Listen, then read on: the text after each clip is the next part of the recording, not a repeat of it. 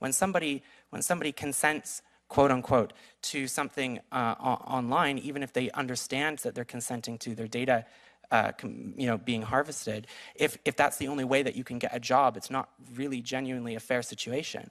And so the point that I would make to you is that we should take a step back from this narrative of consent and start to look at the fact that people don't have a choice. They have to use a lot of these platforms to be functional in society and the workforce. Well, I don't have to use Facebook. I can use Twitter. I can use. But all of these platforms do the same thing. Right? They all, as soon as you sign up to Twitter, as soon as you sign up to Google, as soon as you sign up to anything, they all will be collecting a hugely disproportionate amount of data compared to the utility that they provide to you.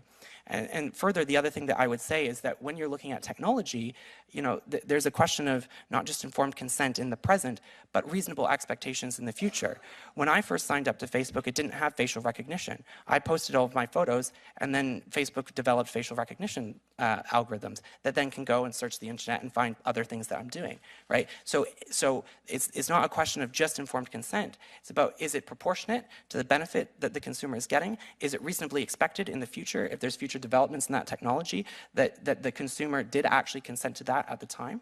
And more broadly, this narrative of consent is slightly problematic in the sense that when people have to use these platforms, it doesn't matter whether or not they understand.